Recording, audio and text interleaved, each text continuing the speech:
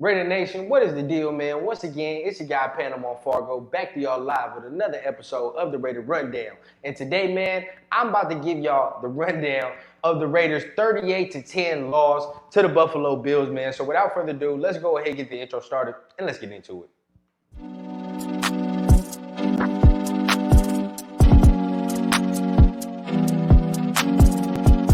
As a young guy, I had a dream that someday I would build the finest organization in professional sports.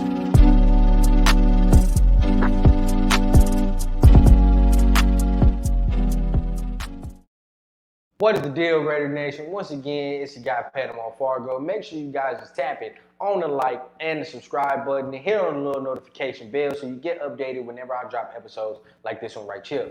But like I was saying, man, today I'm about to give you the Monday rundown of the Sunday's game versus the Buffalo Bills. Raiders end up losing 38-10 in an embarrassing fashion. Now, what's the rundown of it? Let's start with the offense. Now, you guys know that are regulars on this channel. I usually do winners, losers on the Mondays or the day after the game.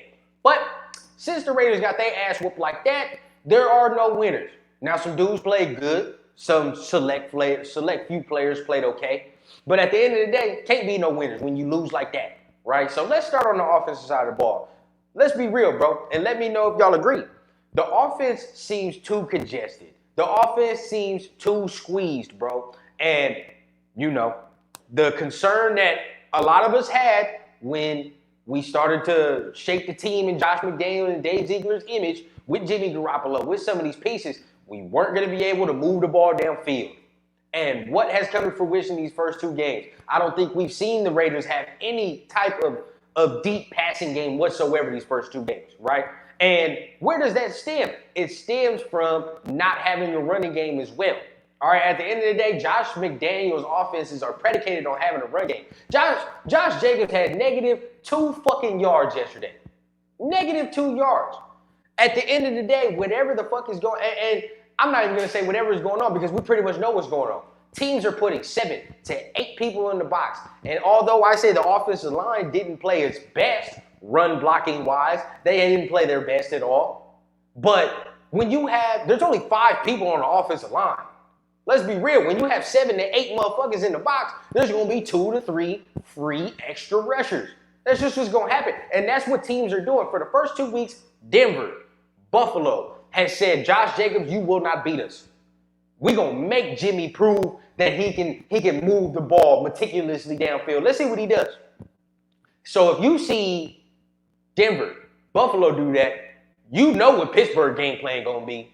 You already know what they're going to do. We're going to put 8, 7 in the box and make y'all beat us passing the football and make y'all throw it deep.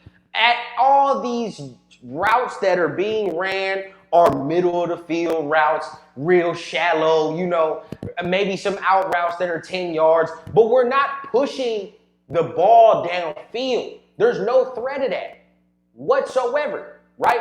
And at the end of the day, it's like, okay, you know, I'm still rolling with Jimmy. I'm still gonna rock with Jimmy, regardless of it. But he can't be fucking given 2 turnovers in that type of game against that type of opponent. You can't do it. It's not, you just can't do it. And to add on to that, some of it is Josh McDaniels too. Where's the creative play calling? Where is the adjustments? Now, you guys know on this channel, I don't kill Josh McDaniels. Why? Because at the end of the day, if he succeeds, we all succeed. So it's cool. But at the end of it, and I feel like he has real good football knowledge, but he has to prove it now. Right? You cannot sit there in a game where we attack the edges one time with a jet sweep to Trey Tucker. That's the only time you attack the edges. After that, you continue to barrel Josh Jacobs through the middle of the defense when it continuously does not work. Play action. Not play action was there, abandoned. Screen game after the interception, abandoned. Where are the deep concepts? Right? And not even gonna lie. Now let's talk about, you know, the receiving part. Now, and I hate to say this because some of y'all were mad at me when I put videos out there. But we have to talk about Hunter Renfrow. And regardless of what it is, right? Regardless of, you know, Jimmy's not looking his way, the reads aren't going his way. He may be open on some. In fact, he is open on some.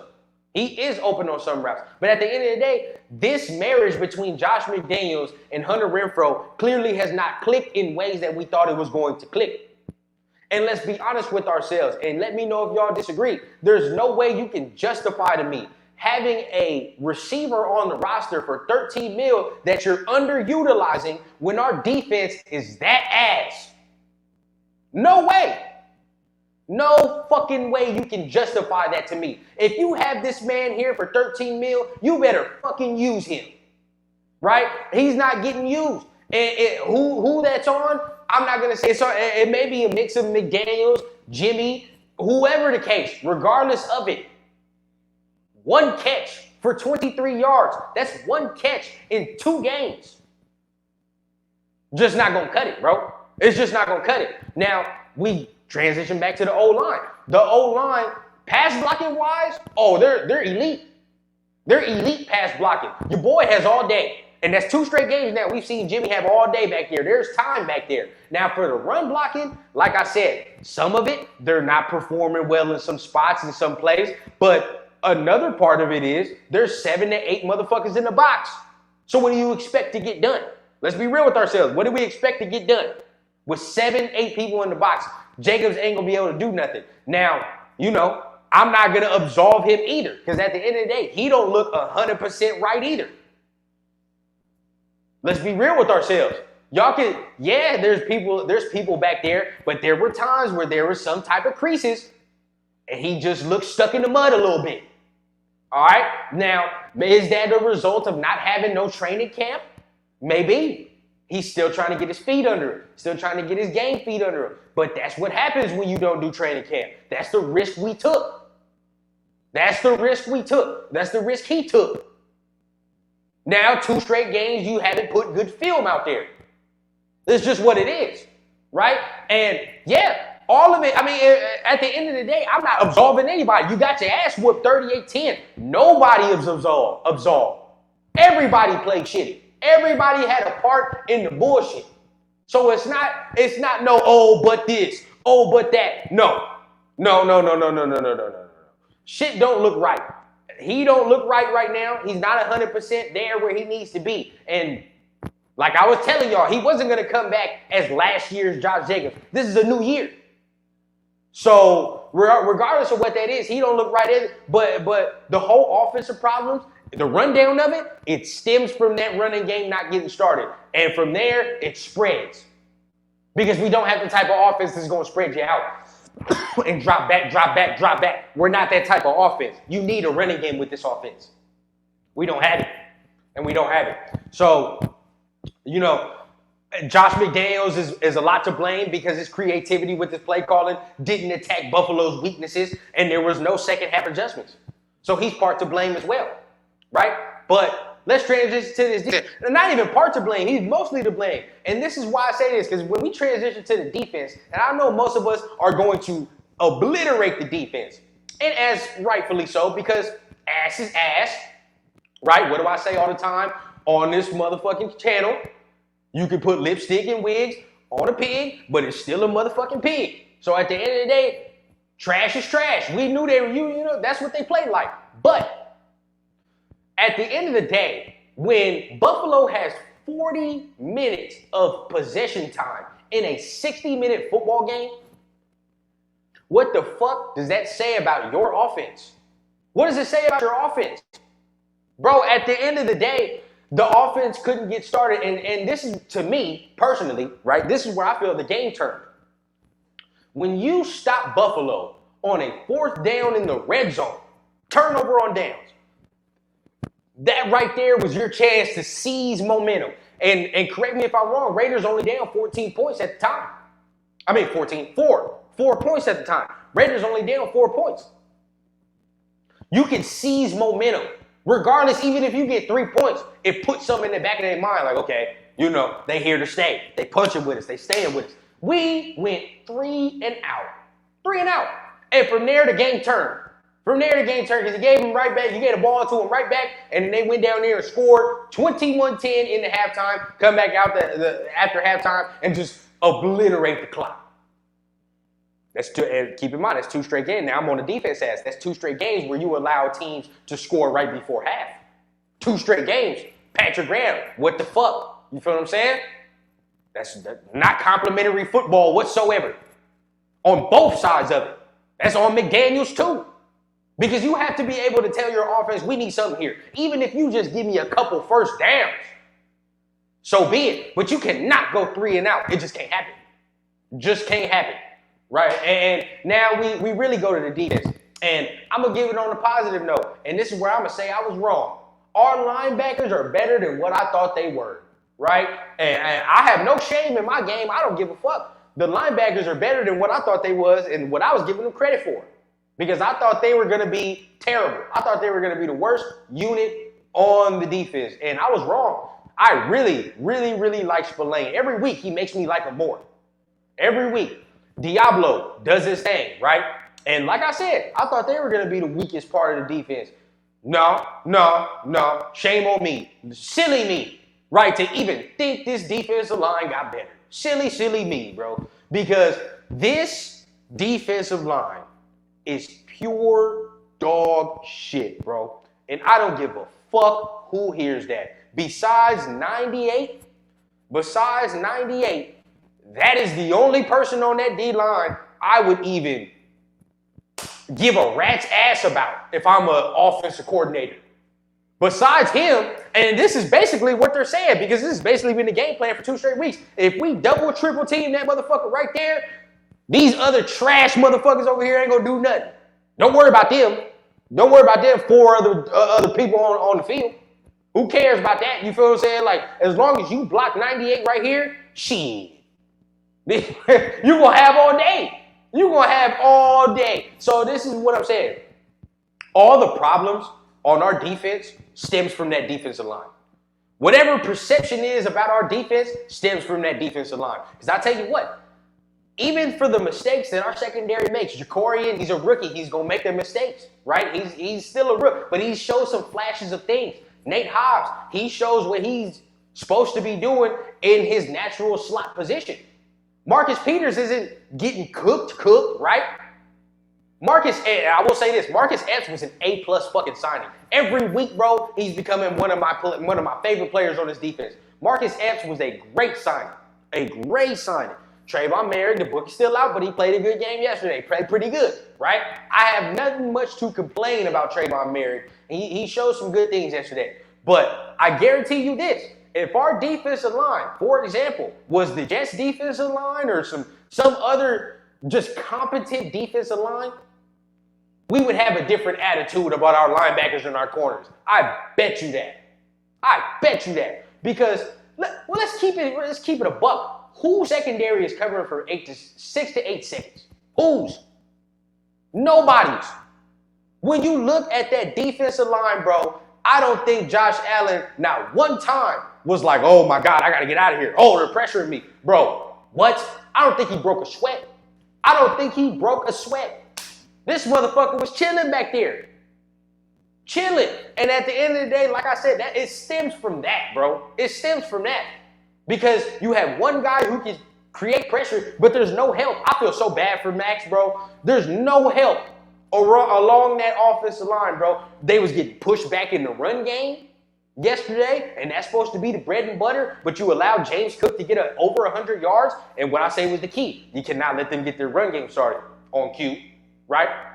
So you let them push you back in the run game, and obviously you still get no type of protection or no type of pass rush. And this is what I'm saying, right? This is why we went over the film versus Denver to show y'all, and we're going to do that again this week, to show y'all what the problems are and why some of the shit is worrisome. Because at the end of the day, what did we say in the film versus Denver?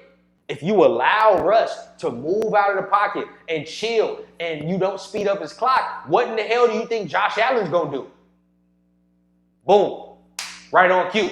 Right, so do I think the defense was trash? Yes, the defense was complete and utter ass. They were. But at the end of the day, how much do you really expect them to hold for 40 minutes of a 60-minute football game? There's blame all around. Blame all around, bro. And realistically, more blame falls on the coaching staff to me because it's like, where are the adjustments?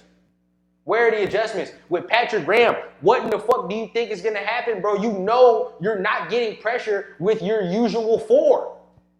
You can't get pressure with 4. It's not happening, right? And regardless of whatever you want to say about Tyree Wilson, right? And yes, he hasn't performed up to standards. But if you've been on this channel for a minute, we've been said that.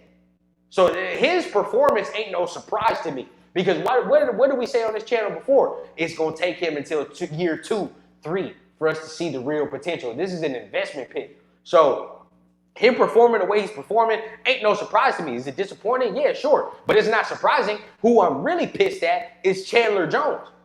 Because that's the motherfucker we needed to create more pressure. That's the motherfucker right there who was supposed to be opposite of Max Crosby and causing havoc from that other side. But because he's not there, we now have to rush the rookie into a position where I guarantee you the Raiders didn't want him to be in first year. Now, does that give him an excuse? No, because he has to fucking play better. I give you a positive. His get-off looked better this week. The get-off looked much better this week. But at the end of the day, and so that's good from a week-to-week improvement, but he still ain't got no pass rush plan. He's still trying to bull rush every tackle he sees. So that's, we're seeing his maturation week by week. So let's hope he continues to get better. But from that standpoint, bro, nobody is giving you anything on that D-line, which is why I say there are certain players on this roster like Chandler Jones, like Hunter Renfrow, that are, not performing to the capabilities that's taking up a lot of money. You got to do something. You got to do something, bro. I don't even, if it's me, I don't think I can wait till next season to address that shit. I can't. It's too bad. It's bottom 5. A bottom 5 D-line. I can't wait till next season for free agency and draft day to try to address that shit. Because if you do, we're going to lose a lot of fucking games because of that. Because of that. If we can't get this run game started, it's going to be a long couple weeks, bro. If Josh McDaniels can't make adjustments to what teams are weak at, it's going to be a long couple weeks. Patrick Graham can't make fucking adjustments when he needs to, long couple weeks. You're not getting pressure with 4, bro. Where are the blitzes? Do something. Don't just allow this man to sit there and pick you apart, bro. Bro, this is the most patient I've ever seen Josh Allen play. Most patient. I've never seen him more patient than he was yesterday, bro. And that's what I'm saying. Every quarterback has their career day against a Raiders defense. When the fuck is that going to stop? But at the end of the day, I'm going to end it off like this because I had to rant a little bit. I had to get my shit off, right? I'm a fan. Shit, I get emotional, but I'm going to give it to you like this because at the end of the day, on this channel, we still think critical and we still analyze. It's game number 2. Game number 2. Okay? Everybody that's saying we got to get rid of Jimmy. Chill. We should have kept DC. Chill the fuck out. No, we shouldn't. That's still you still had to move on from that. So no, we should get rid of Jimmy. Stop that. We should have kept DC. Stop that. Tyree is a bust. Stop that. It's the second game, okay? And although it didn't look good, at the same time, there's still more to go. On the positive notes, there are things that I saw yesterday that kind of encouraged me from the ass whooping. Because even on the offensive side, you can see some of the stuff that's going on, and I will say from Josh Jacobs' standpoint, from Jimmy Garoppolo's standpoint, you can attribute to some of it as being rust. Some of it is not being in timing, not being in rhythm. There were a couple throws that Jimmy had yesterday to Devontae that once they get the timing down, it's a completion. If y'all remember, there was a back shoulder that Jimmy tried to get to Devontae. It was kind of off-timed, not in rhythm, and it kind of fell out out of bounds. That's a play that as the season continues, I expect them to hit because there'll be more throws, more football under the belt. There was one where Jimmy tried to give it to Devontae deep, and it was right off his fingertips. Don't remember the time, but it was right off his fingertips. That was a timing play too, right? So, positive note, as we continue to play more football, as they get more shit under their belt, they will be able to hit on those plays, and we'll probably see a better rhythm about the offense as the weeks progress. There are 15 more to go. Even with Josh Jacobs, even with him, there was no training camp time. So at the end of the day, right, he's still getting his shit about him. So with more games under his belt, let's see what happens there, right? With everybody. Tyree Wilson, not a lot of football being played. Let's see what happens with him as the weeks progress. So there's still more time to go. I expect us to come home versus Pittsburgh and look better and actually grab a dub. But at the end of the day, if you come out here versus Pittsburgh and you look that shitty again, we're going to have a conversation. We have to have a conversation. But like I said, bro, it's week number 2. And I know some of you might not want to hear it. I don't give a fuck. This is my channel. I still believe that Josh McDaniels can right the ship. All right? I still believe it. Now, am I sitting here saying I'm stand and I like everything? No, because at the end of the day, I just criticize him. I don't care as long as he does what he's supposed to do. But I believe he can right the ship. But if we're sitting here week 7, week 8, and we keep having games like this, best believe me. I'm coming out here and I'm going to have a different tone about me. Guaranteed. Because right now I'm chilling. Right, and although I'm pissed about yesterday, I'm chilling. But we come week 8 and we having this same type of shit happening. Yeah. I'm gonna have a different tone about me. But like I said, it's week 2. Let's chill, bro. Let's chill. It's good that all this shit happening early in the season. Because as a Raider fan, I'm used to this shit happening like in the middle of the season when you already got momentum. You feel me? But get the kinks out now. Get it all out now, because I believe we're going to be a team as the season progresses, we'll get better and better and better. That's how I believe this team is going to go. So let's take a deep breath, right? Raider Nation, let's take a deep breath. Everybody that's on my channel, let's chill. All right? Although it was a trash performance, we are going to move on to Pittsburgh. But tomorrow, all right, keep this in mind. I will be going over some film that I will be grabbing. So get ready for that. We're going to have a little film session tomorrow, see what went wrong. I'm probably going to look at the D-line again, and we'll look at the O-line, see what's going on with that run game, right?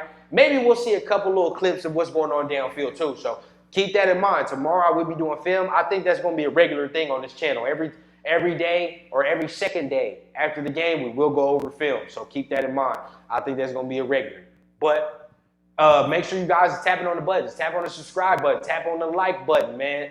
Comment down below what you feel about the game. Vent out your frustrations if you still got some down below, man. And then after today, we're going to flush it, watch what happens tomorrow, and then we're going to move on to Pittsburgh, right? So at the end of the day, make sure you tap it on the like, subscribe button, hit on all them buttons, man. And you know I keep it authentic from the clouds to the ground on the Raider Rundown. I need a bad bitch with an accent, serving in peace, still taxing. Just got tapped for the young cash app, moonwalking like a young Mike Jackson. Yeah, shots to the head, ride clean and still fuck feds. Realest nigga and it's on my kids, so who the fuck gon' wanna test me, bitch?